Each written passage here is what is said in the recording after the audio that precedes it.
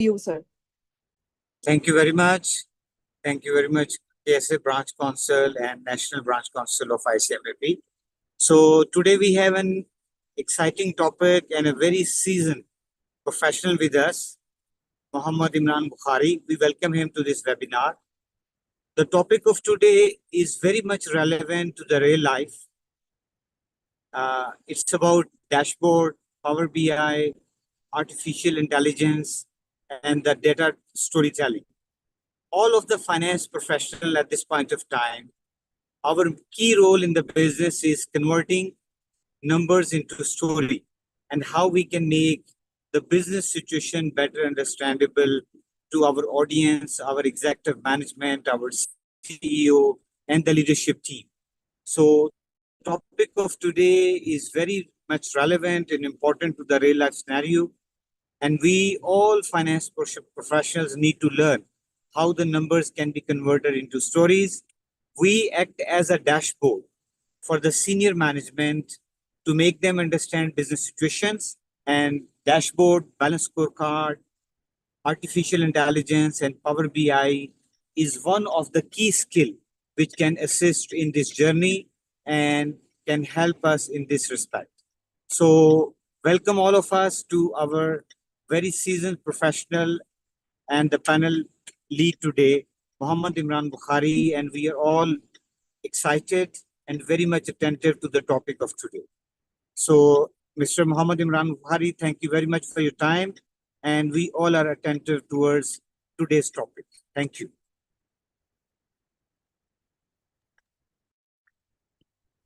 Thank you, Zia Mustafa. So, I'm really excited to see such huge number of audience, and plus what I tell people is what I'm also passionate about. So I'm a BI professional.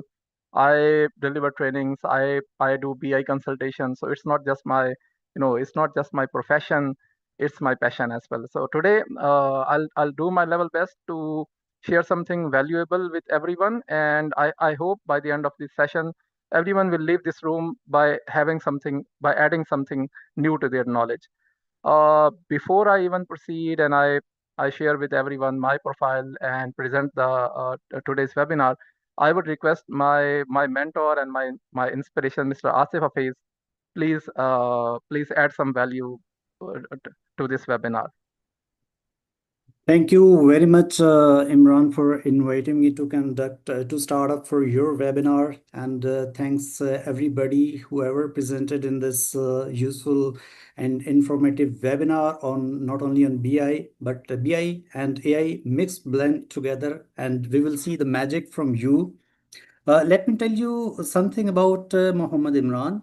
Since I'm in training since last 12 years, and he met me in 2015 or 2014, but Power BI started from July 2015, and since then there are only few people who kept their journey towards Power BI development phase, and he is one of them. I met him 2 years back in Kuala Lumpur when he told me that he has already built more than 100 projects on Power BI, and it was really amazing to listen from such a nice guy that he started his journey very late, but he grasped the things in right direction. And today we will witness from him the magic what he has done with use of not only AI and BI. And let me tell you one more thing, that why BI is more focused along with the AI, because it includes not only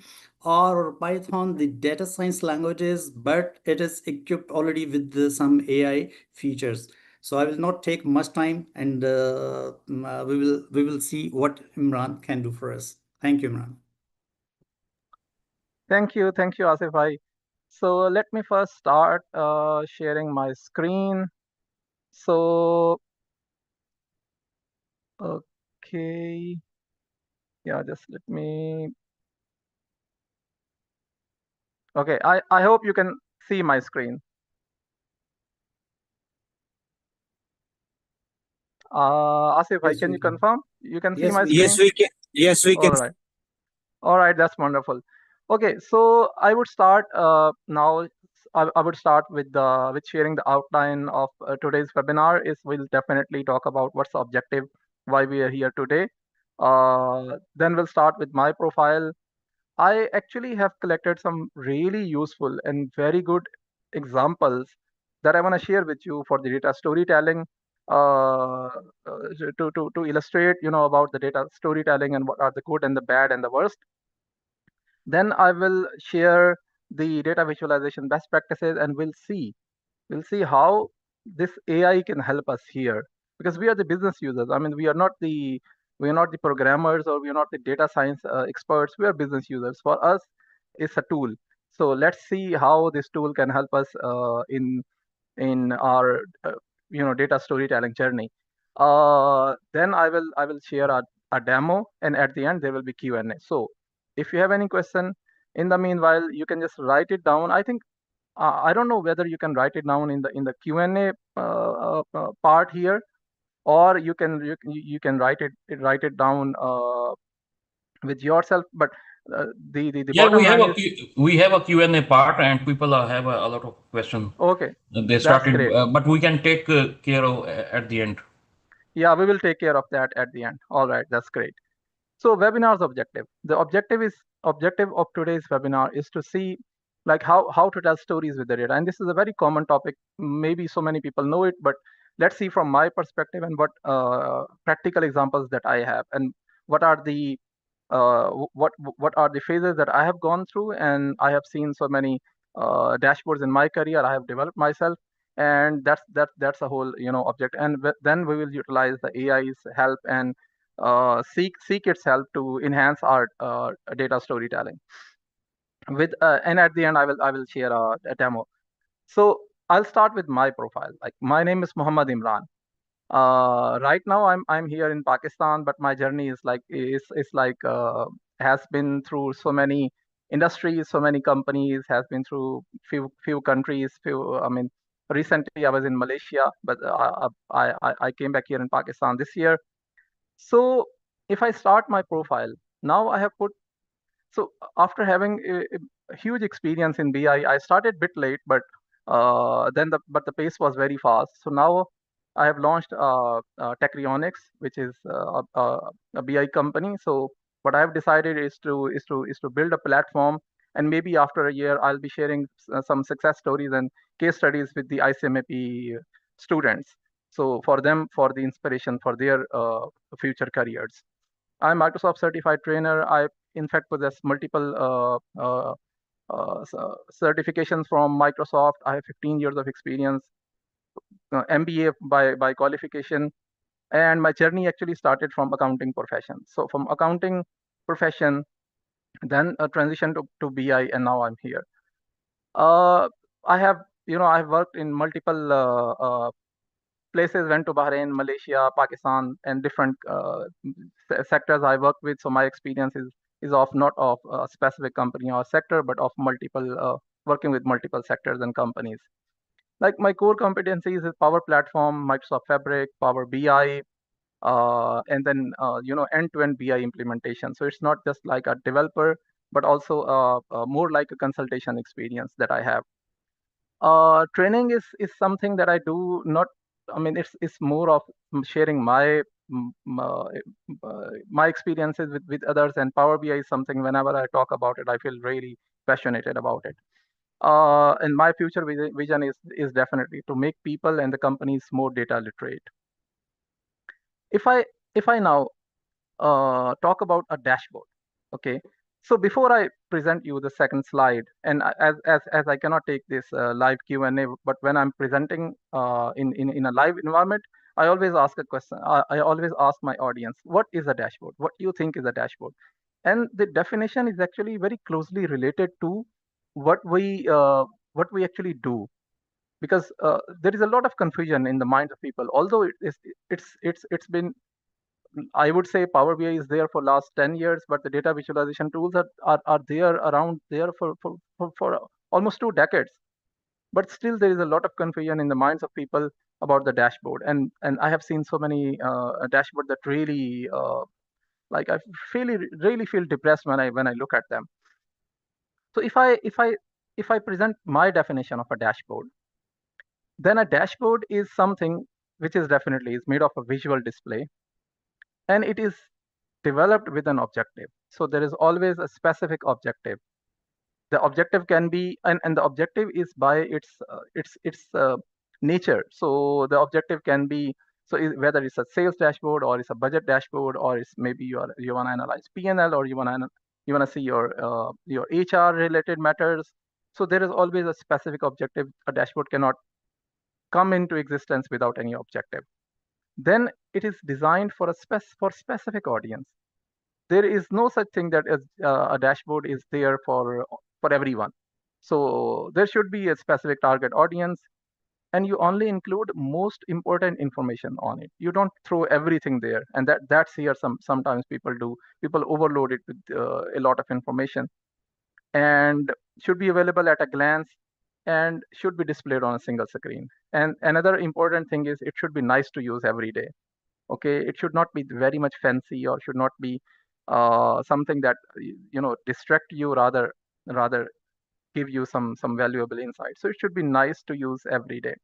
If I summarize, a dashboard is designed with an objective for a specific audience, and you only include most important information visible at a glance. Like I have worked in very big companies. I cannot name them here, but I saw their dashboard. They were really a I mean, the data visualization principles were not there at all, but they were doing it. They were developing it, and more dashboards were being developed. So when I went there, I actually told them, and then we started on making improvements in the same, and they were convinced. Okay, so this is now is the important part is now coming. So what I have done, I have collected from the social media, and when I say social media, is my focus is on LinkedIn. I'm a big fan of LinkedIn. Now I'm there. I'm very active there. So I always keep searching keep collecting for something new, and keep sharing something new. So what I did is I collected some of the examples from there. The purpose is just the educational purpose. I'm not criticizing anyone, but I collected them to share here, share with us. And this collection is not a recent one. I've been collecting it over the years. Now I want to share it with you, and then we will utilize the AI, and we'll see how these theoretical concepts, how AI can help us in understanding this. Starting from this particular example, sales performance summary. If I look at this dashboard, what I understand is just sales performance summary, just 3 words that I understand. If my drawing tool is still working, okay, so first, when we look at this area, some line chart or the area charts, even we cannot read the headings. There are no data labels. And the first thing is the most distracting part of this entire dashboard is the background color. This entire background color, the blue color, is something really annoying.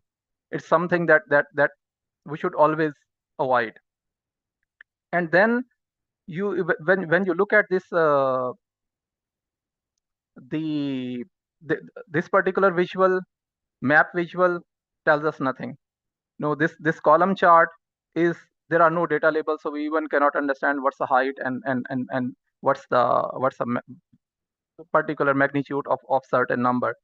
I mean, the same thing is present here. Same thing is present here. Same thing is here. Very difficult to understand. So instead, I tell you, okay, these are the data storytelling principles. Let's have a look on a practical example, and then see how we can relate it with that. Whenever you design something, the design should be clean. There shouldn't be any annoying or irrelevant, colors. So many colors just thrown on this canvas. And then visuals should be self-descriptive. You look at the visual, you should understand what's there. The story should be easy to understand. This is my first example. Then I'll take you to the second example. Now in my second example, things are a bit improved, but still the background color is there. And this background color, this map visual is still there. The map visual, very hard to understand what is there. The other problem is, look at this line chart. They are literally using, I believe 6 years. They put 6 years on a line chart, 6 lines. This is totally out of any sense. Like, you cannot compare, human mind cannot compare 6 lines together. A line chart, maximum 3 lines, or otherwise 1 or 2 lines is enough. If you want to compare so many things, try to come up with some other ideas. Try to come up with some better things. Still, the data labels are not here, so even cannot understand what's the magnitude of this. Yeah, the card visuals are here, can easily understand the numbers, these gauge visuals. But by the way, my personal preference, never use gauge visuals. They're very weak in their storytelling perspective. So I never use gauge visuals. I use them once when there was a client requirement. So, and I could not convince that client, so I only use that that time. So if I compare this with the previous example, still it lack with so many basic principles, but compared to previous examples, bit better. Let's see the next example. I literally collected this example, and few things are really good. I mean, I don't say that everything is bad here, but few things are really, but still it's the same issue. If you look at this one, if you look at this particular line chart, if you look at this map visual, same issues. This table visual, do we really need to stretch a table to fill the complete canvas? No, we don't. We really don't need to do that. If you feel like there is an empty space on your canvas, try to put something valuable there. Don't stretch it to fill the whole canvas. And the data labels are still not here. None of the visuals has data label, even this one. So a lot of, and the most annoying thing is the background color. If I tell you another example, and then we'll go and see. We'll take the help of the AI. This is another classical example of a worst dashboard, by the way. So, and people literally do this. So they put background images like this, and the visuals. Even you look at this one, you can't read how many decimal places are there. So a number should be visible. You should format a number to the level that it's visible. If there is a decimal points, it's visible. And even I cannot see, like here I can see that there is 1,000, but there is no such thing here. Whether it's a whole number or 1,000 or million, I don't see it at all. Otherwise, the card visuals are fine, but this annoying background is something that is really bad. This particular ECG of some patient is something. It seems like the patient is no more. So like this kind of visuals, they don't even tell anything. Same as a problem with this area chart. And the other thing is, why a person is using a line chart and then an area chart?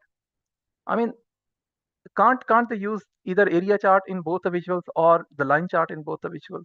Do we really need a variation of something? No, we don't. We seriously don't need variation of visuals. It's not like you have used a line chart and now let's put a variation and let's add an area chart. No, be consistent. And here in these column charts, there is a big problem.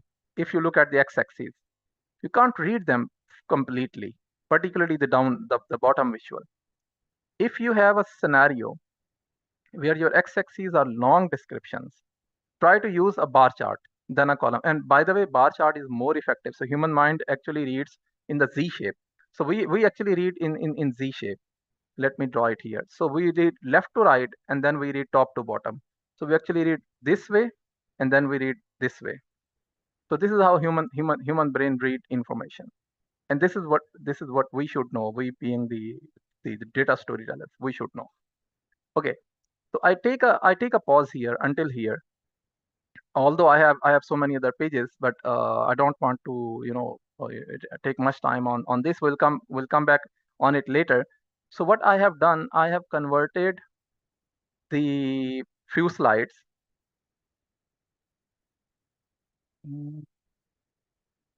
I have saved few slides in PDF. We can save in a JPEG or PNG or anything. So these 4 dashboards, I have saved them here. And what I'm gonna do, I'm gonna utilize the ChatGPT, which is my my go-to tool. Is the best tool, I would say. So I'm gonna utilize this one as I said, we are the business users. For us, AI is more of a tool. So if I want to utilize AI and want to seek help, and whatever principles that I shared with you, if we want to share, if we want to ask AI to help them, or to tell us these dashboard examples, are they really bad, are they good, or how can we improve them? So what I have done here, and that I will share with you, first thing is generating a prompt. So I saved time, and I created a prompt already. Let me demonstrate it, and then we'll take it from there. So I have my PDF saved here on this particular location. Let me add that. So okay, this one is my example. Okay, I have attached my PDF, then my prompt. Let me take a copy of the prompt and put here. So what I'm actually doing, I'm actually asking, first is the first part. I am actually putting the AI on the place of a data visualization expert. So what you should do, you should always customize your prompt. So you should tell the AI to do a certain kind of, to act like a certain kind of professional, or possess a certain kind of knowledge. Otherwise it will be wandering everywhere. But it's not like, if I remove this, it's not like that it will not give me the right answer, or the answer will be. But yeah, one disclaimer, even every AI platform is giving, is that AI do make mistakes. So we should be open for that. We should not uh, see its result as just something that is totally correct. With Okay. short prompts also, the it takes it's Say that good. again. Say that With again. short prompts, it also takes with short prompts like okay, please make for me analysis. Okay, like please do this. Okay, so it works nowadays. Yeah. Even yeah. It, Yeah, it it works because perfectly fine. You yeah, can it is. Yeah. you can yeah. It's the same thing, like it's like a newborn baby, so it's growing and it's learning. It is understanding how human actually, and with the passage of time, we human, our attention span is like decreasing, and it's decreasing at a crazy speed, because we literally cannot put attention so before this I used to watch Yeah, but longer. these questions are well defined, like overall impression, strength, weakness. So like this, we request them. Okay, more detail they give. Like it's a bit okay. Yeah, Yeah, yeah, go yeah. ahead. Go ahead, please. So what I'm telling it, that I have given it a PDF containing 4 pages, and they are the different dashboards. So I'm telling it that there are 4 different dashboards, and then I'm asking its opinion. Tell me, how do you categorize them in different kind of criterias. So let me hit enter, and then let's see. And then some people might be looking at my license type, and they might be thinking, oh, Imran has a plus. So this is my investment on my own self. So if you really want to, invest on yourself, now this is the time to go and No, I don't. Yeah, if you are going to uh, professional way, and if you have a value for money, something. Now ChatGPT 5 is giving the same things mostly. Okay, it yeah, will give you like I think five answers. Okay, then it's there is a limit. Okay, next day you can do if you don't want to spend $20. yeah. Yeah. But it's a really good investment. Okay, so the dashboard one, and if I open it, let me open the dashboard one, which is this one that we just talked about. Now it has categorized it as bad. So in my analysis, I categorize it as worst, but it has categorized it as bad. About the second one, okay. So here it agreed to me, but this is a very different kind of So the ChatGPT has categorized the second page as the worst example. Although I don't categorize it as a completely worst example. The third one, it's saying it's good. I mean, okay, fine. Let's see how it is categorizing it as good example. The fourth one is bad again. So this is a common. I mean, this is a high level comparison of what I think and what ChatGPT has come up with, and it is telling us about the strength and the weaknesses. So poor color usage. I'm not going to read everything. It's gonna take a lot of time. It's gonna waste a lot of precious time of so many people. So areas of improvement. So it is literally telling us what are the areas of improvement. Let's use consistent colors. Okay, there must be a logical layout. So from by doing an analysis, and you can do this with your own existing dashboards. You just take them, put them here, do an analysis, and it will help you, and it will guide you how to either improve them, and then you will also learn how you can do these things in future, in the dashboard that you are gonna create in future. In second one, okay, so variety of chart types attempted. So it has categorized extremely cluttered, wrong chart choices, okay, labels, no clear focus on business question answered. So this is the same concept, same things that all in a different way I was also mentioning. Another one, the strengths, okay, fine, clear layout, fine, but some inconsistent color. You see this? This is a weakness. So it is saying the excuse me.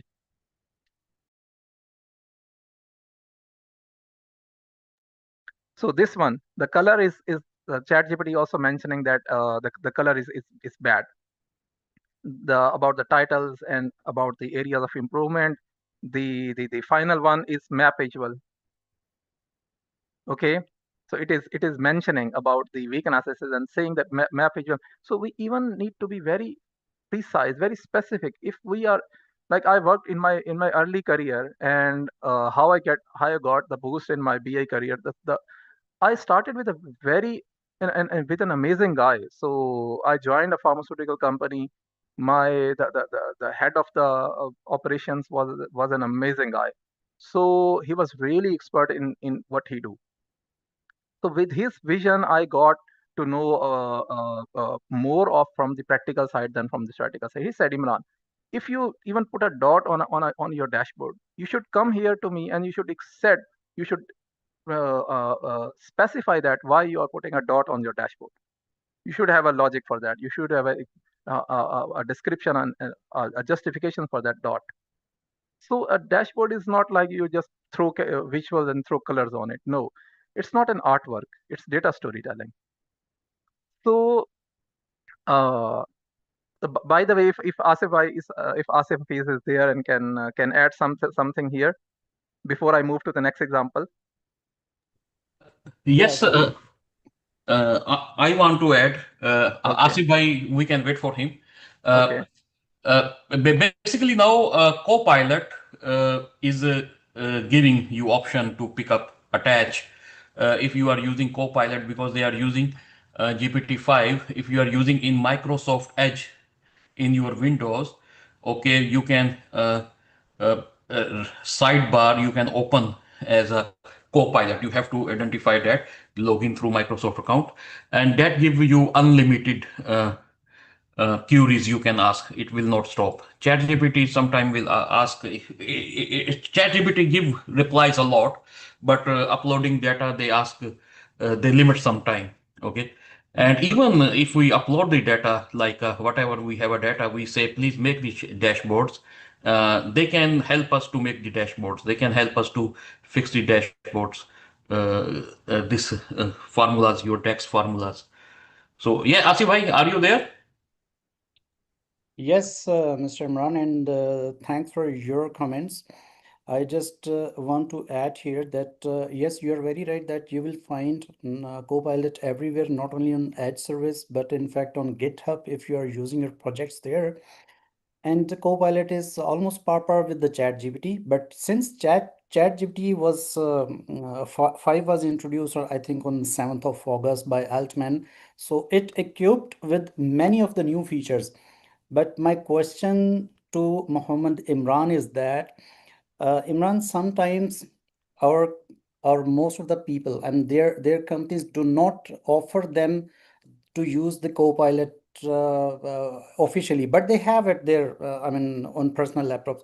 So how they can get benefit? Because as far as I understand that without sharing your data to Copilot, you will not get results. So is there any solution that they can use GPT-5 or Copilot? Okay, okay, that's really an interesting and very practical question. And even it remind me of a time when I was in a company, and they restricted the use of the Chat GPT. So they noticed that people are uploading files, just you know, just close your eyes and upload the file, and that's why they restricted. There are company policies.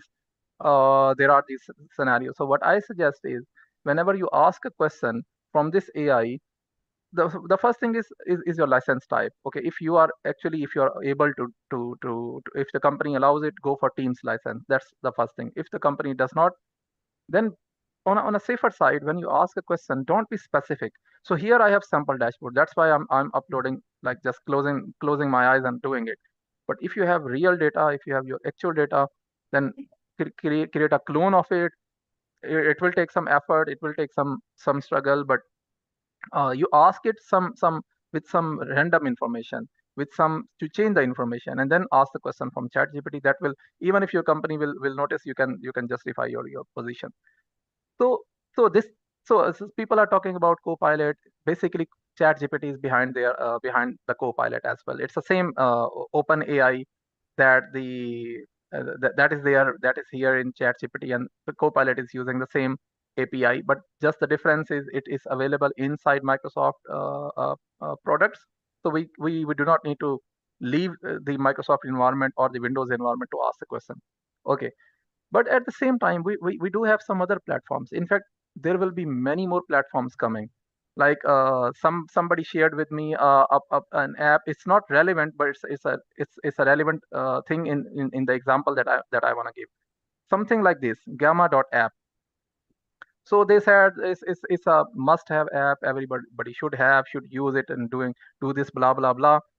The issue is, when I looked at this website and I did a bit deeper analysis, it's not an AI tool. It's an AI wrapper.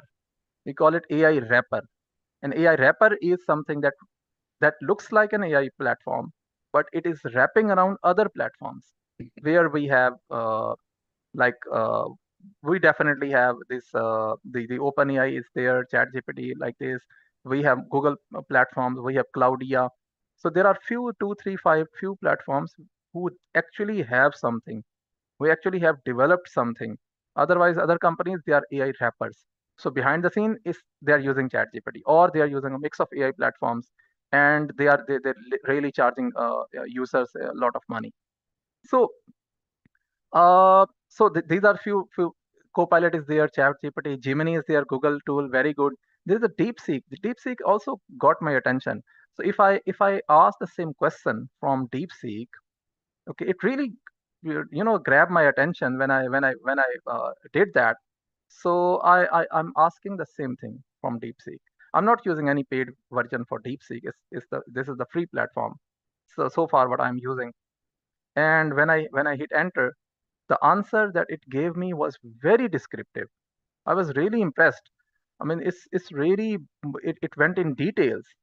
It really extracted the examples from my sample. So you see the strength. It is extracting the examples. Yeah, have a look at this. Even talking about some time frame, there is 15th or 16th month. You see, the answer that DeepSeek has gave me is like even surpass the answer that ChatGPT has given. Maybe my prompt is still lacking some keywords, or I mean, ChatGPT is now very smart. Even you don't give a very specific prompt, you just give it something. It is able to know what you are asking. It is understanding how human ask questions.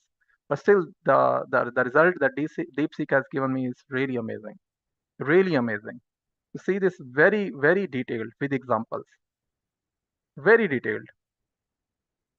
So it's showing me percentages, showing me names, showing me examples. It's really amazing. So before this session, I was preparing for this webinar, and I was trying with, if you try Gemini, it's like in the middle of the DeepSeek result and the ChatGPT result. So I don't want to spend time on doing the same thing on Gemini, but this one is really amazing. But still, it is categorizing as bad. Let's see the categorization before I move to the next. Worst. The first one is worst. The second one bad. Third one overall is bad again, and the is bad again. So this time, like, they agree with me. Okay, now let's move on to the next example that I have. By the way, there were a few more pages to this. So this was another example of the same thing, and this is a very classical example. I mean, this is an amazing. So it looks like some restaurant menu, but this is a Power BI dashboard. These dashboards are developed in Power BI. Okay, now let's move on to the second demo, which is I will give this demo and then the third example, and then we will open Power BI and we'll see how what are the things that I want to share there. Some fancy dashboards, and look at this. Fancy dashboards. People really love these fancy colors and background and the images and so many colors. They really love them. There are people who really love these kind of dashboards.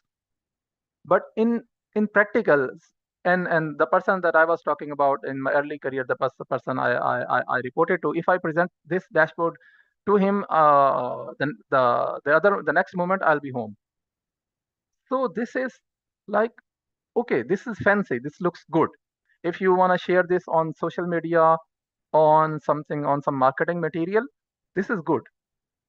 There are some good things as well, but there are so many things that are, if I just take out the background and these cartoons, so okay, what's the benefit of putting an image to the left and the right, and the same kind of image here and here? What value these 4 images are adding on this canvas? Nothing. Even companies add on their dashboards, they add their company logos. I mean, seriously, they are unnecessary. They are seriously unnecessary. You don't need them. You are working in a company. You are working in Google. You are developing dashboard for Google. People who are sitting there inside that company, they are accessing it. So everybody knows it's like that these dashboards are of Google. So then why there is a need to mention this, or why there is a need to put a logo there? It's a duplication. So you should always avoid the duplicating the information on a dashboard. And then, yeah, so if I just take out the otherwise if I look at this, there are nice headings. Data labels are here. You see this? Okay, let me highlight this. So the example that I was talking about, if you look at this, now we see there were large data labels. So they put in a bar chart. Data labels are here with very clearly written that they are in dollars, in billions. Very good.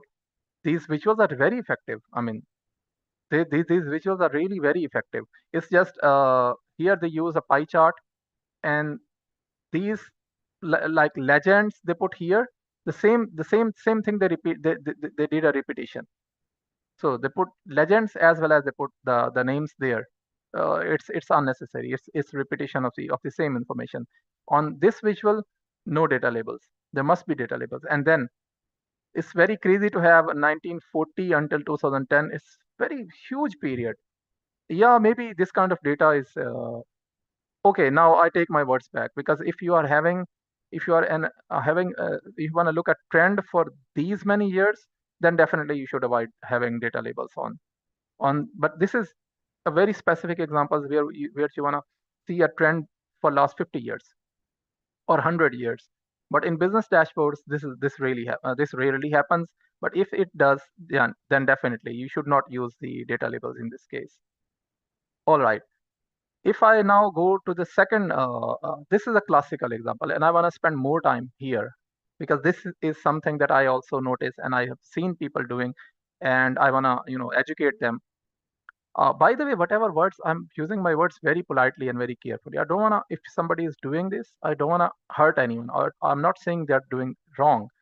What I'm saying is this is coming from my experience, and this is not just an experience of a single person. Like, I have been through so many roles, and I have attended so many trainings myself, and I've read so many books on data visualization. So this is all knowledge is coming from a variety of sources. So I want to educate people, and so they can also they should also be able to improve their data visualization storytelling skills. Okay, so here, why there is a need to have these icons? What value these icons are adding? These icons, and even these card visuals, every card visual has these icons. What value these icons are adding? Even here, the entire dashboard is full of these icons. Okay, it's totally unnecessary. You don't need these icons, by the way. You don't need them at all. You just need a clean visual with a clean title and a clean data label. Anybody look at it should be able to understand it within a second that what that visual is. If it is sales value 8 million, 8.01 million, that's all. You don't need anything. Even you don't need any color for that. Color is something that is distracting. Okay. The next thing, you see these visuals and these visuals. You see them. I should be using a different color next time. All right. Anyway, so it's the same visual, gauge visual, some kind of pie chart is a donut chart is here. This is also kind of gauge visual. This is kind of multiple, I don't know, but it's a donut chart, another gauge visual, gauge visual. Why so many variations? Even for single visual, why you are adding so many? Do you have a description or a detail for that? Is there a business need for that? Is there a requirement for that? Or it's just out of fun? So now I use a gauge visual. Next time I'll use another gauge visual on the same page. So I want to have a variety of gauge visual. No, you shouldn't. If you want to use a donut chart, use a donut chart. If you need 5 donut charts, add 5 donut charts, no problem. Same donut chart, add 5, no problem at all. Okay, these I don't know. I don't even understand this. What is this visual about? And by the way, on this entire page, there are so many custom visuals. There are so many custom visuals people are using. I also don't recommend using custom visuals a lot.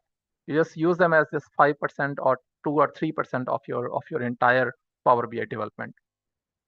So the whole idea is, and a lot of information. Yeah, another thing, this dashboard is having 2 layers of the card visuals, 2 layers of card visuals.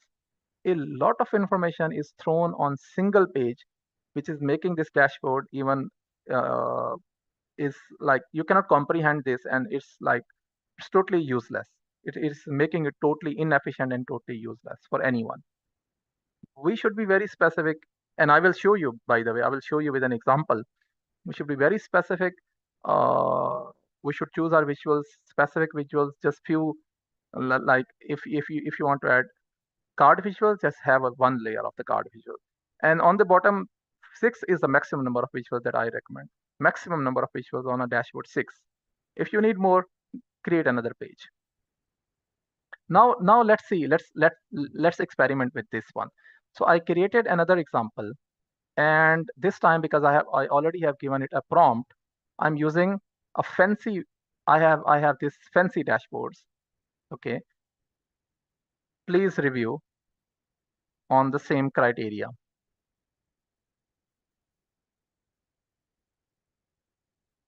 These 2 dashboards on the same criteria. Let's see. Okay, so it is saying that this is a bad example. Dashboard 1, dashboard 2 is a worst example. Now you see, and you would agree. Even AI is also agreeing. that the second one that I showed you, this one, it is saying that this is the worst example of a dashboard. So strength, okay, there are few strengths, but let's see weaknesses. Extremely busy, too many visuals packed together, one thing. Decorate over functional, so it's more decorative than over Excuse me, functional. Yeah. Imran, my participants asking for Maghrib break. Oh, okay. Okay. Okay. Yeah, we can. I mean, let's have a break. You tell me how many minutes we should. Yes, Miss Hira. Yes, sir. How much long break needed? 10 minutes are enough, sir. Okay. But meanwhile, we can discuss. So let's continue after 10 minutes. Yeah. Yeah, better. Yeah. Let's continue after 10 minutes. So it's after 10 minutes, let's connect again. This. Thank you, sir. Okay. We can write it, or you can share something like a short break, 10-minute break. Yeah. Short Sure, sir. break of 10 minutes.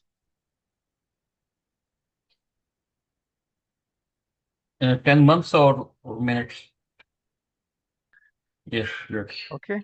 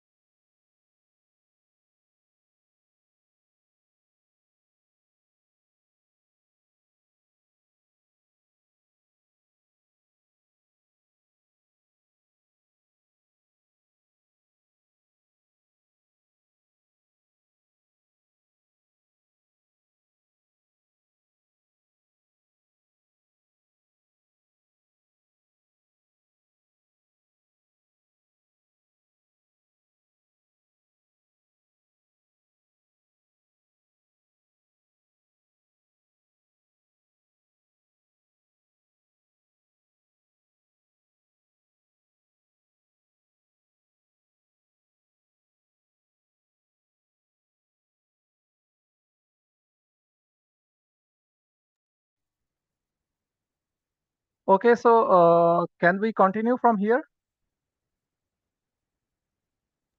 Yes, sir, please. Okay.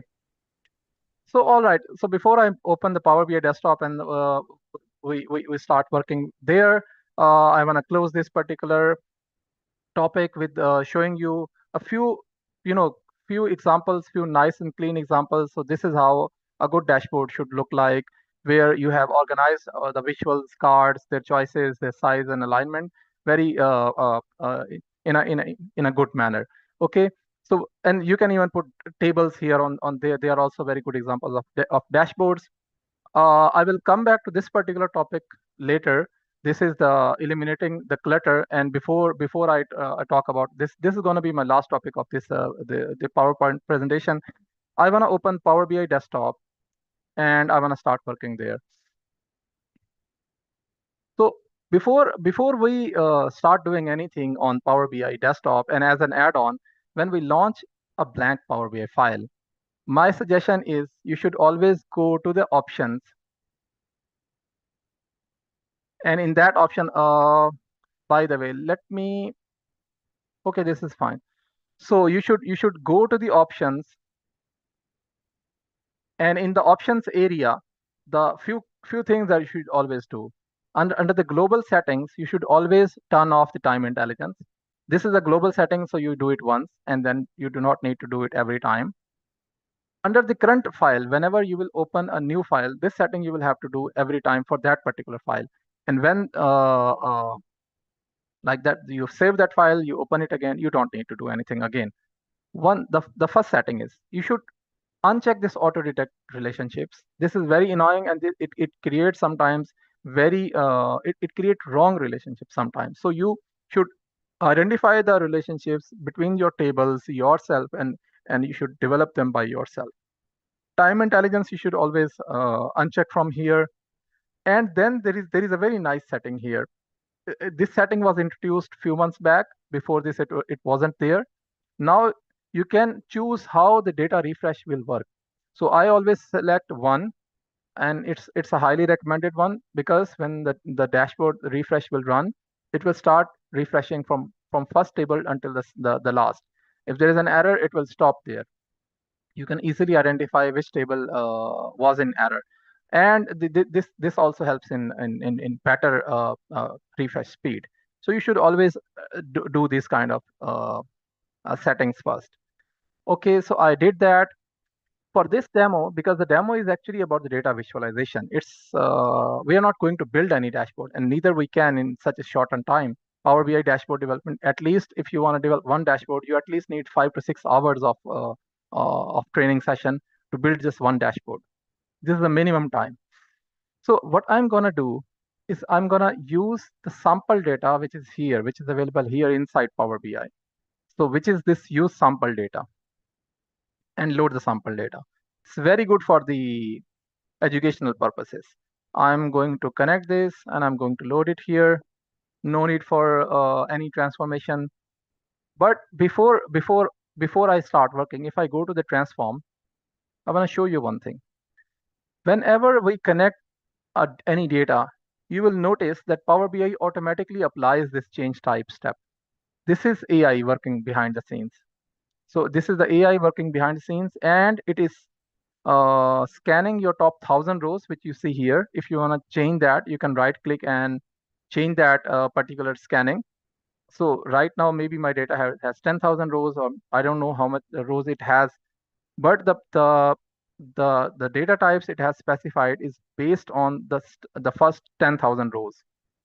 So there is a way. If you click here, you can do that proofing on the entire data set. Now, here is the trouble. If you have big tables, this will slow down everything. So it is not recommended, and we should go with the default one. So I'm not going to do anything with the Power Query, and let's come back here on the Power BI dash on Canvas. The first thing is having a look on the data. We have got segment, then we have got country. So it's like country-wise breakup. We have 5 countries. Then we have products. We have some discount brands, units sold, and few of the measures like unit, discount, sales, COGS, profit, when the sale was happened. So it's like some standard information that we need for that analysis. And right now I'll be just focusing on one single table. Otherwise, whenever you are working with Power BI, if you have a single table, still you should create a model, and you should introduce calendar dimension with using DAX and build the relationship and then utilize that particular. But I'm not going to do this. It's not necessary for this demonstration. So the first thing, the page title is, if I name it as summary, if I name my page as summary, some people, what they do, they go and they add a text box and they repeat that there. Okay, I'm going to do it. So, and let's center aligned. Let's adjust it in the effects area. Okay, let's give it a background color. Some people do this, but this is again duplication. This is not suggested. This is not recommended. If you have a page with a specific name, you should not give the exact same name on that canvas. It's a duplication. It's a repetition, and you should always avoid repetition, repeating things on your canvas. So it's a very safe thing to just take out these particular titles, or you can only use these kind of titles or these kind of bars or anything if there is a client requirement. I was working in a company and they had a specific requirement. They literally created a banner for this. They asked their designing team, they created a banner, they gave it to me, and then on every dashboard they put that banner. So if it is a client requirement, anyways, client is who is paying for that, and it's their data. So what, as a consultant, I can suggest them. Otherwise, I cannot. I can suggest them, I can tell them, but if they say no, we want it like this way, okay, fine, you can do it. Then the second thing, whenever we start, we should start with the slicers. And by the way, I won't be editing my visuals much. They're going to take a lot of time. So I add country here. By default, a slicer shows like this. I recommend making it a drop down. And when you do a drop down, always use a select all. So this is a very good way of showing your slicers, and your slicers should always be on the top of your canvas. I will give it a title. So slicer header, I'll turn it off. I'll enable the title, and the title will be country. We can just give it a very nice or a very slight, the background color, just to make it stand out, so everyone knows that this is the slicer panel. Once I have it, I'll just duplicate it, copy and paste. Okay,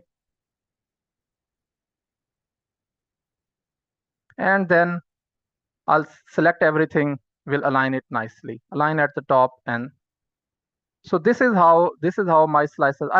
And as I said, I will not be formatting these elements so much, but in order to demonstrate this, I'll try to format at least to the level where it is good.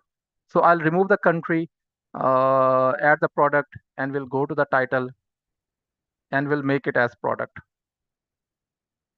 So I'm not going to repeat the same thing with other slicers. Let's assume that we have all the slicers at the top sitting there. Now there is a need to add the high level numbers. And for that, we have either card visual, or there is another visual that is not very new, but still is not being used so much, which is card new. Now the difference between card and the card new is, if I select a card visual, normal card visual, let's assume I add COGS.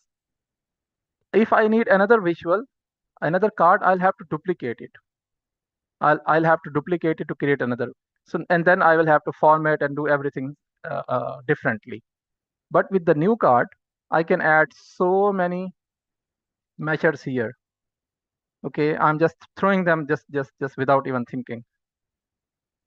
So with this new card visual, you can add so many. You can create many cards just in one go. Okay, And then of course you will have to go and you will have to change the layout and just make them fit on your single canvas. So now it's your choice. But the drawback, the flip side of this particular new card visual is you will have to really format it a lot. You really have to spend a lot of time formatting this card visual. So be better at the new card visual. Format it nicely so you can utilize it.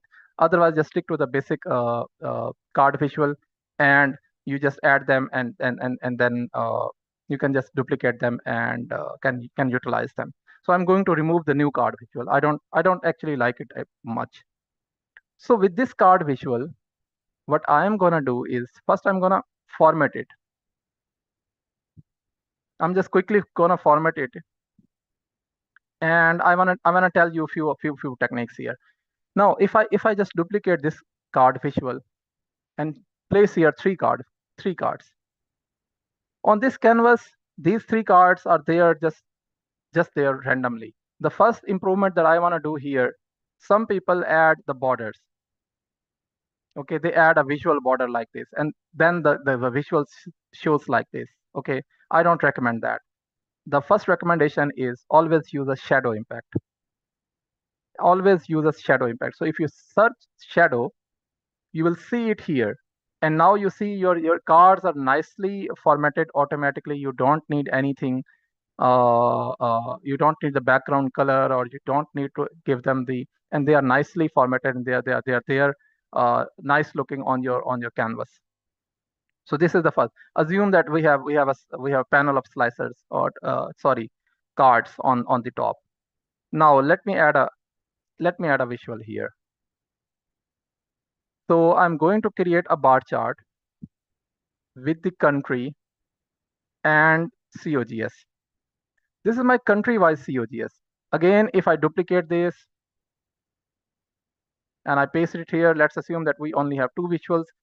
It adds a lot of unnecessary information that we need to format. The first suggestion that I have is you should add a shadow impact. That will make it look nice. So now these two visuals, if you align them, they are really presentable. But still, we have to do a lot of work here. And in order to do that lot of work, I want to take you back quickly, because we took a 10 minutes break, so I'll consider that we will take this to and we'll add 10 15 minutes more to this. Okay. So this is why I show the PowerPoint slides, because they really complement your learning. Here is an important concept, which is clutter. And clutter is something which is unnecessary. And we say that clutter is your enemy as well. Anything that does not add any value on your visual is clutter. So if you look at this visual, and again, if I could, I would really have taken people opinion. But if you just visualize in your own mind, if you look at this particular visual, there is a lot of information there which is unnecessary, which is clutter. But I have seen people actually creating visuals like this. In practical life, I have seen so many people doing it like this. Let's take the clutter out. The first thing is the visuals border. It's unnecessary, we can remove it. Grid lines, totally unnecessary, can remove. Now those dots on every line, it's not necessary. Even the month names, we can shorten the month names. Everybody in the world can understand JAN FEBMAR. They understand. And with the y-axis as well, if you look at the y-axis, it was unnecessary to put two decimals when the decimals are actually 0. So now, even with the legends, if we can just take them out and can show them in front of the line visual, I know in Excel you cannot do this. So far, I don't know if in Excel you can do this, but in Power BI, yes, there is a way to do this. Now there is a way. Previously, it was not. And even if we can change the color of the legend with the line, it's more effective. So look at the transformation impact. Before and after. The after visual, more nicer, cleaner, and more effective. And same example, these 3D visuals, you can change them like this. So if I take a visual like this, very messy, and if we do a transformation and create a visual like this, we can literally tell a story that after May, 2 employees left. That's why there is a difference between the tickets received and the processed. So we can tell the people, okay, we need 2 more people to be hired. So instead of we creating reports and making people convinced, we can show them visuals like this, and we can uh, this is how we can show we can tell stories with our data. So by the way, I'll take back to the Power BI, and we'll just work with the Power BI, and then we'll take the Q&A. Just to specify that there's an online training program. It's there. I put the link here. So this slide will be shared with everyone. So if anybody is interested in learning the complete course, like it's 18 hours of training, so you can register here, and you can take that course with me. So if I now go back to the Power BI, now we look at this particular visual, and we apply that concept here. Power BI adds a lot of clutter. Data labels are absent, which is wrong. Data labels should be there. So let's add the data labels first. When we add data labels, it again adds them based on its own intelligence. So we should be very much specific that what the rounding we want to apply. For example, do we want to apply keep it auto, or we want to make it thousands or millions or anything?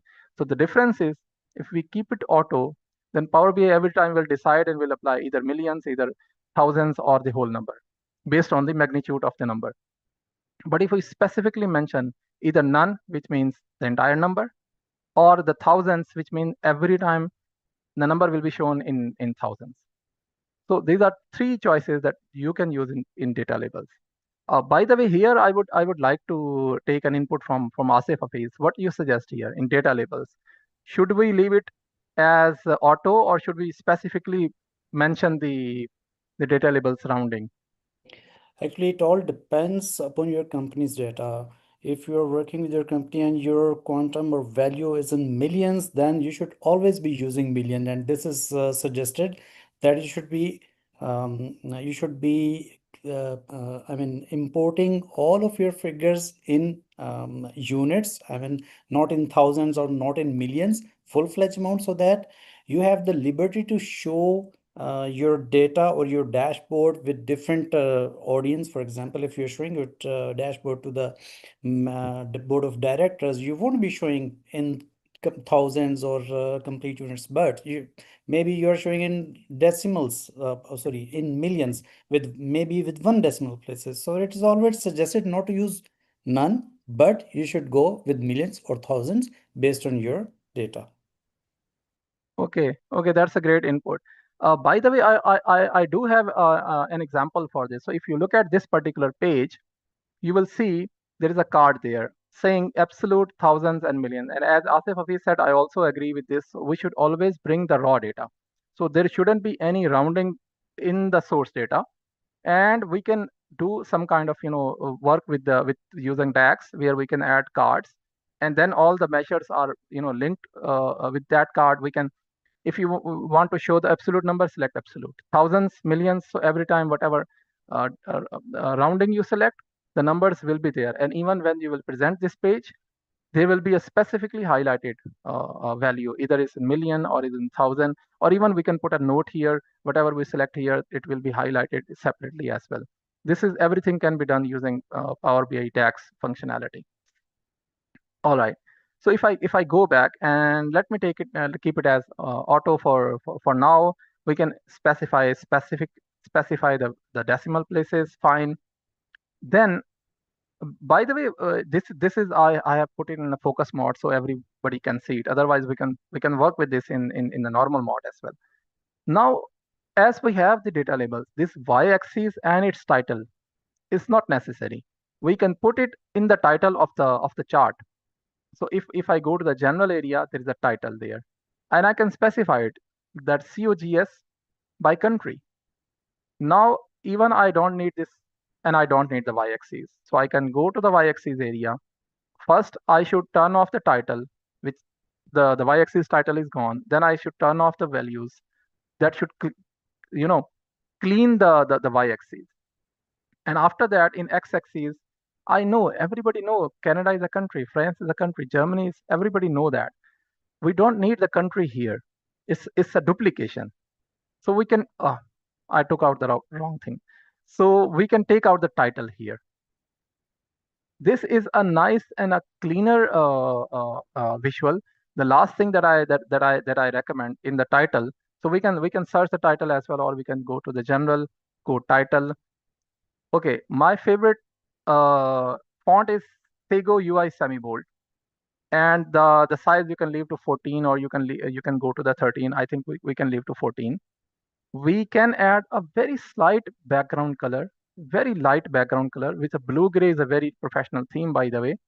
Then there is a divider here. There is a divider option. And also to the divider, you should specify very lighter color for the divider. The last thing, you can center line it, or you can keep it left aligned, totally perfectly fine. You can go with either approach. It's totally fine. Now, if you look at this visual is better, is nice, is more clean, is more effective and more useful. If you want to add more things, you, instead of putting something here, you can utilize the tooltip option. Either you can utilize the tooltip right here in this area.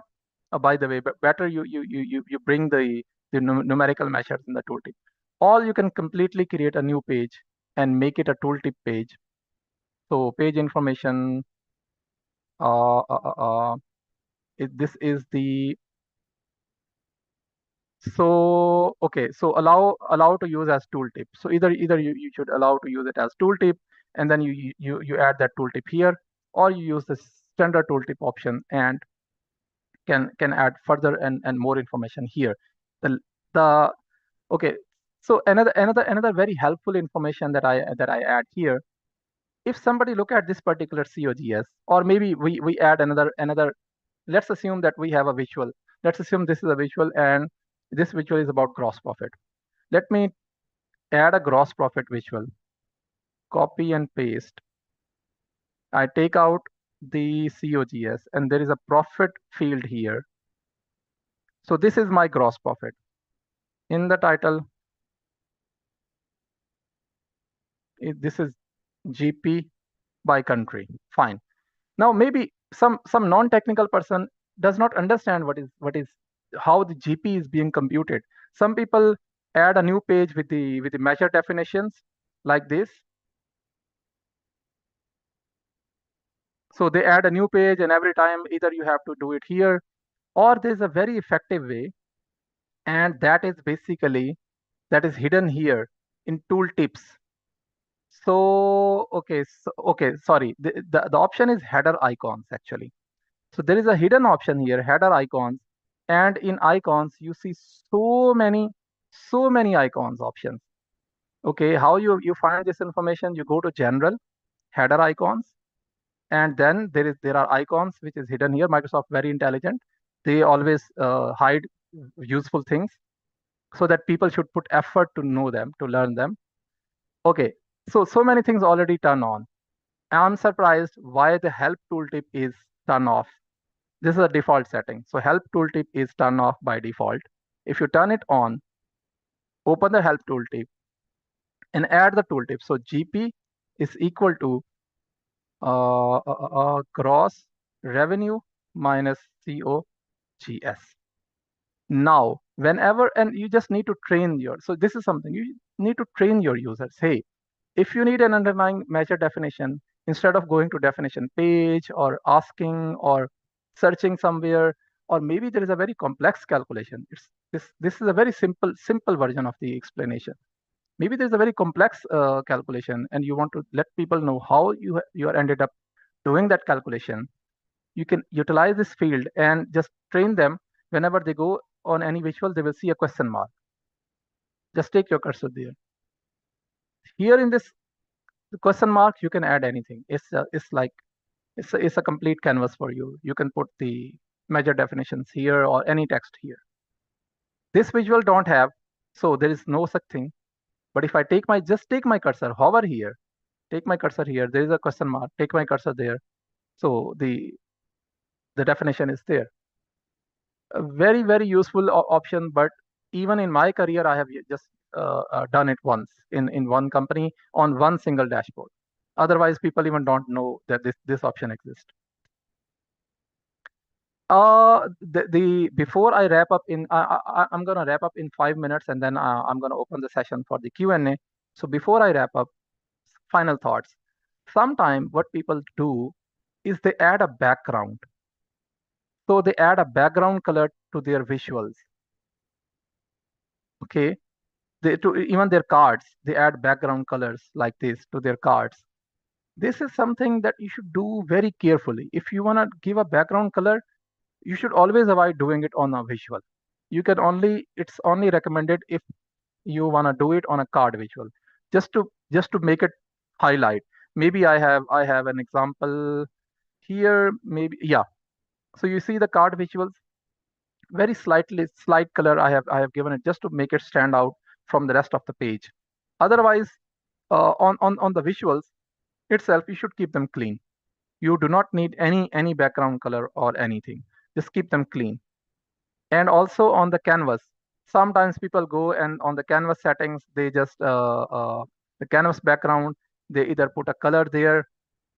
Particularly their favorite one is sometimes people are using the dark colors. So even right now, somebody contacted me from some platform, and they said we want to utilize the dark background. Okay, fine. If it is your requirement, I'll do it. Otherwise, I don't suggest it. Now you see, just by changing one thing, just by changing the background from white to black, the same visuals, now everything look very clumsy. So I don't know. I mean, everything things don't look nice. So whenever you're creating any artwork or you are working on any kind of platforms or is kind of marketing material or like things like this, go for dark background. Even on my Windows, I use dark background. On my apps, I use dark background. Everywhere I use dark background because it gives my eyes some relief. It protects my eyes. Otherwise, from the data visualization perspective, you should keep it clean. You should keep it clean and nice. So I always suggest keeping it clean and not putting any kind of background color. Yeah, the last thing is sometimes people prefer having a big logo behind your page. Then you can do that and you can browse and add that. But I suggest then change the transparency to at least 95%, just to make it very slightly noticed. So this is how you apply these data visualization concepts, and you seek whenever you're stuck, you seek help from the AI to make your data storytelling, make it more effective and make it better. So with this, I want to wrap up. I want to open the Q&A session. It's like the Q&A is open for everyone, please. So I and Asif Hafiz, we both will be participating in the Q&A. We both will be replying in the Q&A session.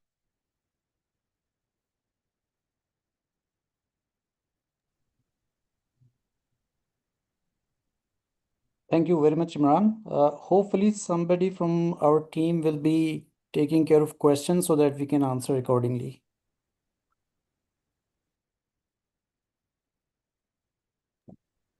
Sure, sir.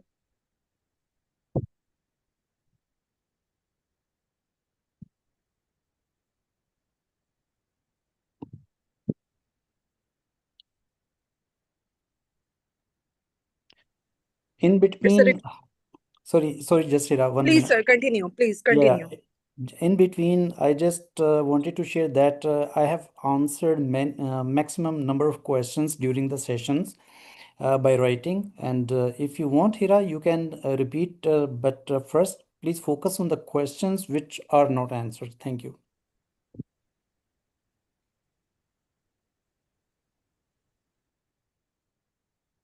Sure, sir.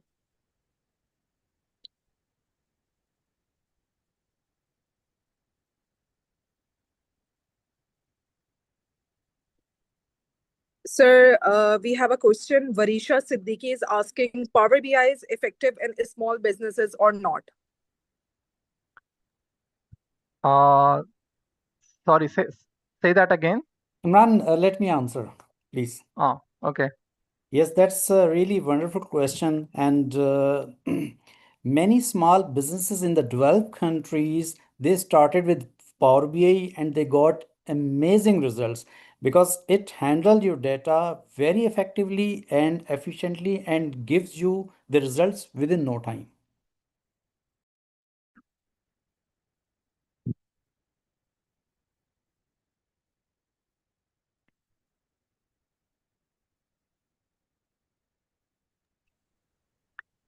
Okay, thank you, sir.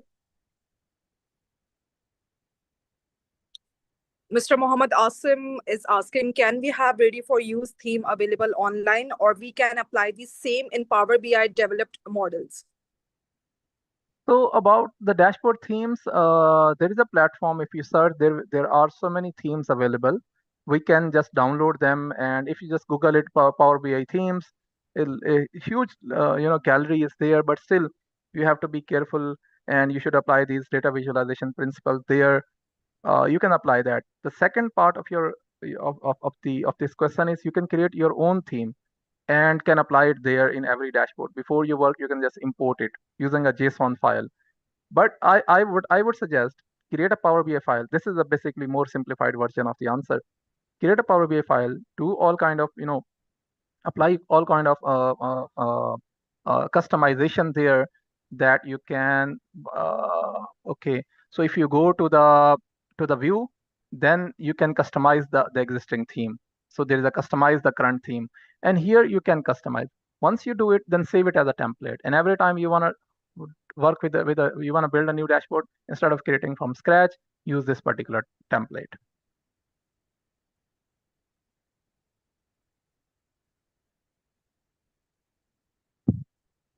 Okay. Mr. Absar Hussain is asking, what's the difference between Power Query and Power BI?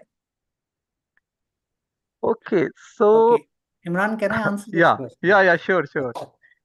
You know, our most valuable professional, Avi Singh, always said that Power Query is your kitchen where you add spices, how much spicy food you like. So you add spices according to your need.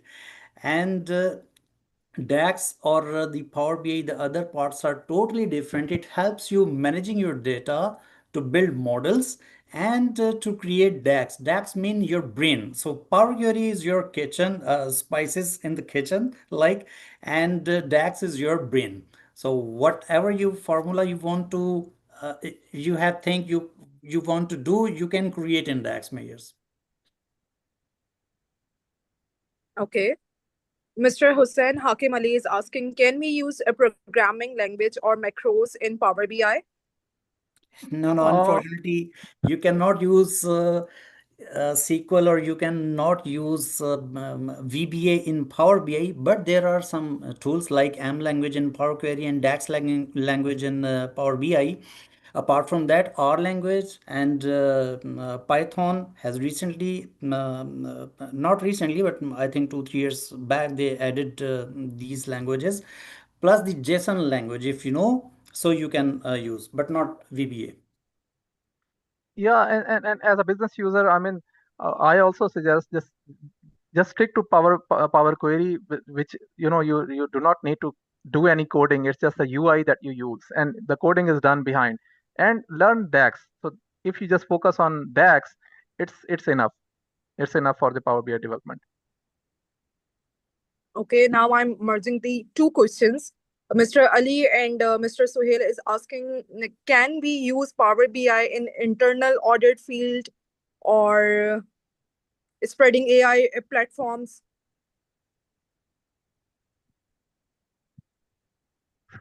So basically, if I take this question, see, wherever you have data, and you have to work with your data, and wherever you have to analyze your data and present your data, you can use Power BI. It's not something that is really very coming from very high end. No, it's not. And even this desktop tool is free, thanks to Microsoft. They are not charging anything. It's free for life. So far, for 10 years, it's free. So if your company is even not using it and is not providing any license, use this Microsoft Power BI desktop file, build your dashboards, build your own analysis, create your own presentations. Nobody is there to say that it incurs cost, or even Microsoft is coming and saying that the license trial is expired. No. So you can use in any profession. And adding to Okay. Imran's opinion, I will add my comments also, because internal audit is purely based on your available data, historical data, or your past data, or your current data. So this is the tool, the right tool for you to grasp some skill set to create dashboard to save you the time.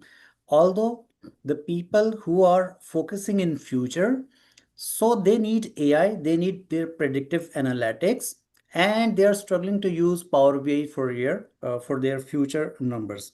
Yes, that we can understand. But for internal audit purpose, this is the right approach to use Power BI. Okay, and next question we have, can we connect Power BI to SQL database and it can be updated in real time? So basically, this whole ecosystem was actually developed to bring data from these sources. Like if I just type SQL, there is a SQL Server database, so we can connect to, and this is actually recommended practice. So we connect to our SQL Server database. It can be in cloud, can be on premises. We bring the data from there. We bring the model, and this then we do our modeling, DAX. Even we apply Power Query transformations there. Then we publish it on Power BI service, and with the help of data gateway, if it is in on-prem, otherwise if it is in cloud, no need for data gateway. We schedule the refresh. That actually make it the very powerful platform. Once you do the development, you bring the data from a structured source, you do the development, and then you automate the refresh process. New data comes in every day, 8 times. A day you can run the refresh on pro license. You can run even more on the higher license types. So this is being used in an enterprise level tool, basically. Starting from the small, medium, going all the way to the enterprise level, this tool is there and can be effectively used. Okay, Miss Ariba Nadeem is asking, sorry, Miss Aliza Shamim is asking, how can we create scoreboards on Power BI? And if our scorecards are on Excel-based dashboards, then how can we create an analysis report for higher management? Should we use all KPIs or select some? Okay, Asif bhai. Yes, thanks for the question. That's interesting questions. If people understand how you can import Excel file, which is based on Power Query and Power Pivot, basically this question arises from there. So if we have already created some scorecard visuals or scorecards approach in Excel, you should be importing your file in Power BI, not connecting your file with Excel. There are two types of approaches. So if you have imported, but you can create further KPIs in Power BI, because there are some limitations in Microsoft Excel. Okay, we have another question. Does Power BI have any integration with other apps? Okay, so there is a way to publish these dashboards on your internal platforms, like your own.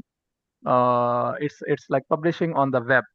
So when you publish it on the Power BI service, from there we can create a link.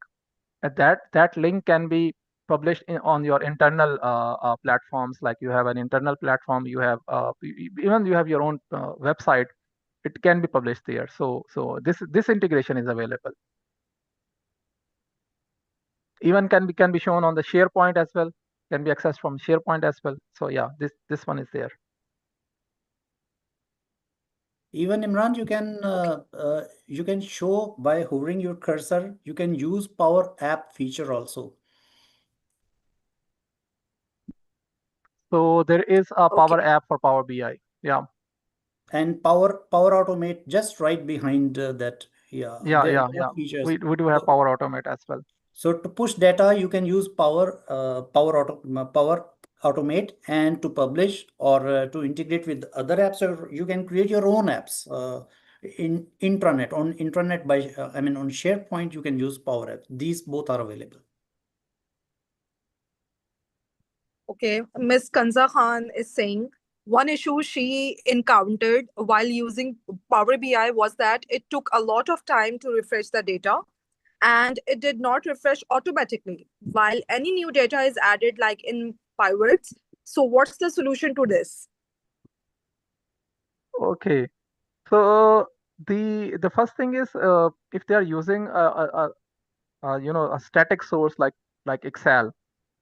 Okay, when the Excel is changed and if it is saved on your own drive, and if you do not have configured the data gateway, this is the two scenarios. Data is saved, the file is saved on your own drive, there is no data gateway configured. That's why in that case, you will have to refresh the Power BI manually coming from here. So you'll have to click here on the refresh button and to do the refresh manually. If your data is stored on SharePoint, which is on cloud, in that case, you do not need to refresh it manually. You develop you do your development, then you publish it on Power BI service and you configure the schedule refresh. It's there. You go on the Power BI service and just schedule the refresh. The refresh will happen automatically, and if it does not, it will tell you why it is not doing it. So the bottom line is, if your data source is on-prem and you do not have a data gateway configured, you will have to do the refresh manual, and literally you will have to refresh the Power BI desktop file manually. You cannot do the refresh from the cloud. You will have to, every time you'll have to come, refresh the Power BI desktop, and then do the publish from here. But if your data is there on premises, you schedule the data gateway, then you do not need this at all. The last part of the answer is, if your data is already on cloud, then even you do not need the data gateway. You can just simply go and schedule the refresh, but you do need a license for that. So you do need a license, pro license, if you want to schedule the refresh. You want to do the auto refresh, you do need the license as well. So I don't know which particular scenario is with that user, but this is a very generic answer that I have given. Or she can use the dashboard through the cloud-based Power BI, and from there they can directly connect their data. Yeah, from Power BI service as well. True. Yes. But the scenario is if the file is there on their own laptop, on their own system, and there is no data gateway, then they can't be able to even bring that. They won't be able to bring that. Okay, sir. Participants are also asking from which website can they get demo projects for practicing Power BI with dummy data? There are, by the way, so many platforms from there, but Maven Analytics is a very good platform. You can get the sample data from there. So you search on Google, you can search Maven Analytics.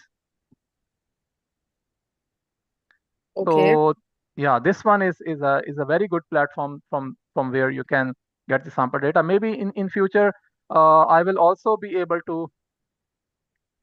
So this is also my, this is my website. So I will be adding in the resource section, I'll be adding the sample data as well, because I do have a lot of sample data. It's very valuable for for the beginners and the learners to practice with that.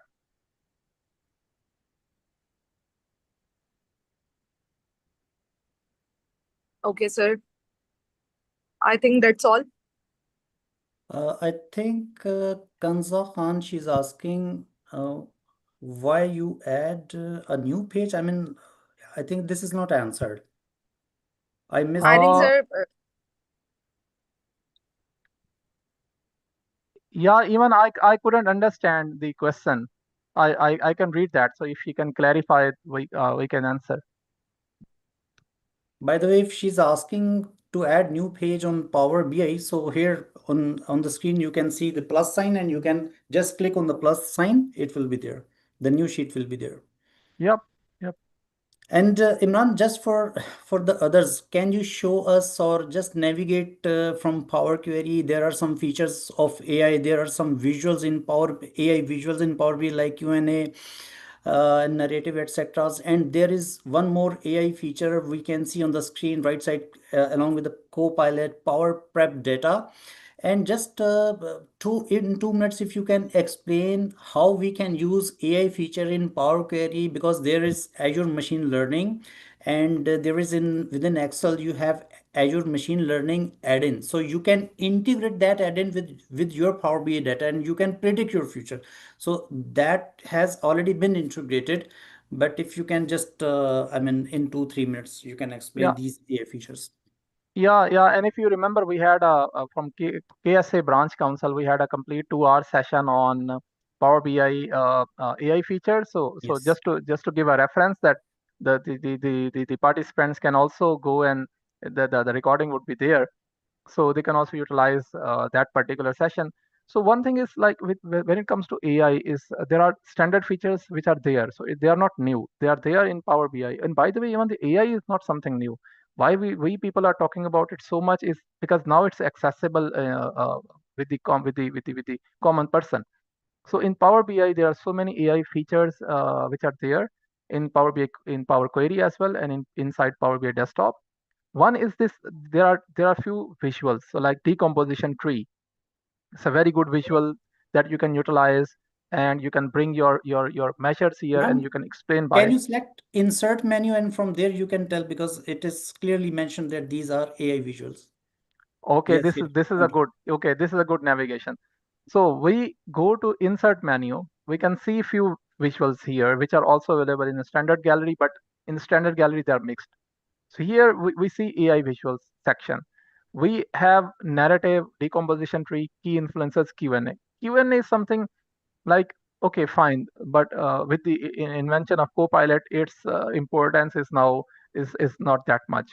So decomposition tree, key influencers, very good But Imran, visual. sorry, Q&A, why it is important? Because it focuses on natural language query. If you do not know the DAX or M language query much about, but you can use your natural language query, and you can create any visual through Q&A session. So that's why it is important.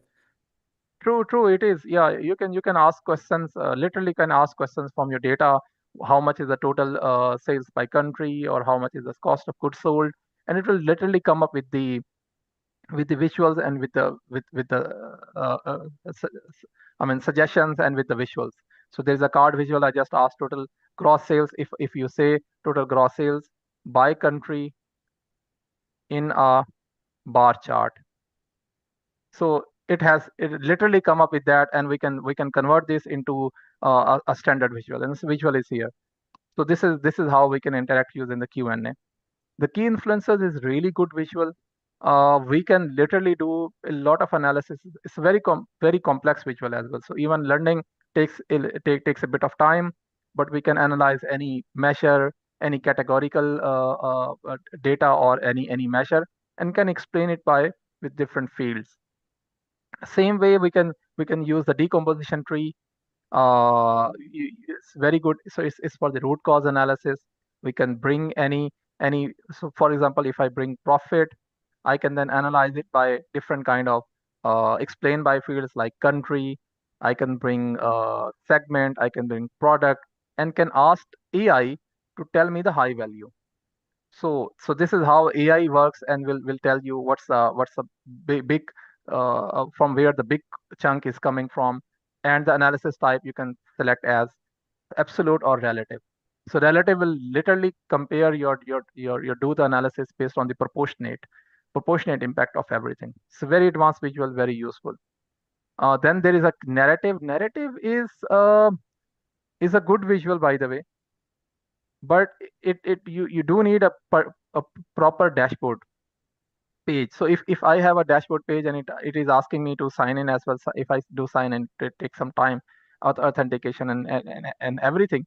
But if you have a page and you add the narrative there, it will go and will narrate your page. It will literally narrate your page, like you see here.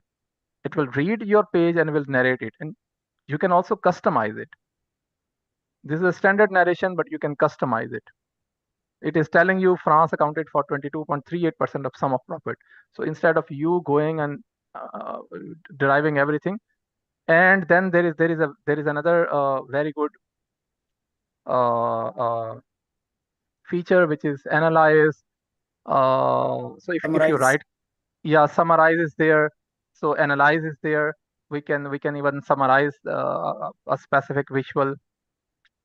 So the summarize option is, I think, is here somewhere.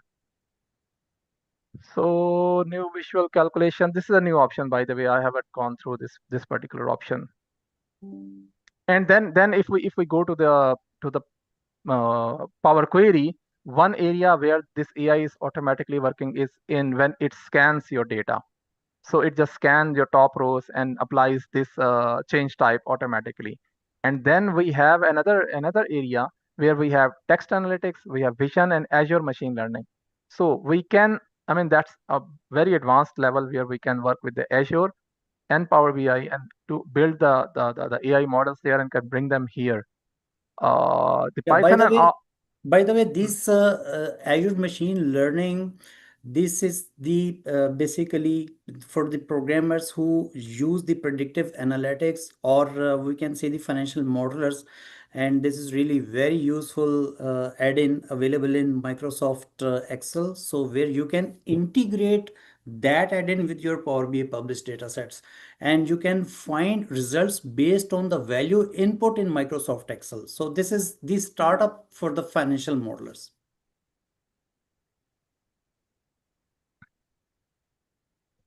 Yes, Imran.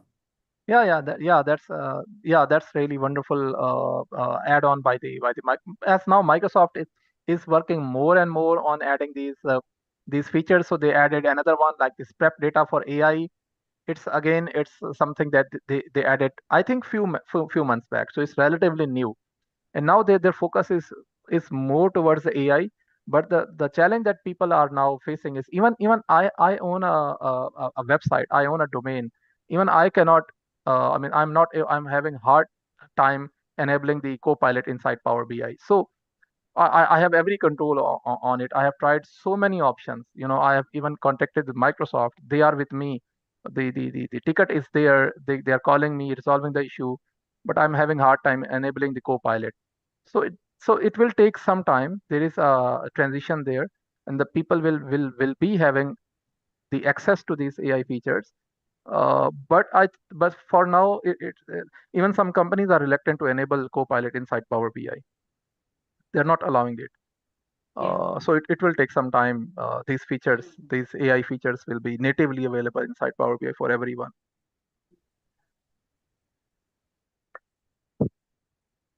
I think time is Yeah. So with this, we can close the session. yeah, we can close the session with this. Thank you so much, Imran sir, for such an insightful session.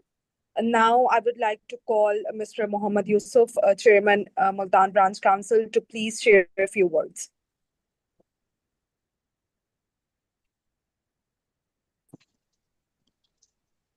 Thank you very much for handing over the mic to me. Yeah, Yusuf sir.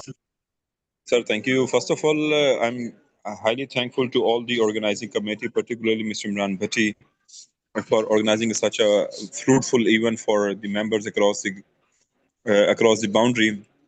USA Branch Council also deserved a lot of appreciation, and KSA Branch Council also deserved a lot of appreciation for arranging such type of good event. Mr. Imran Bukhari had a very good profile.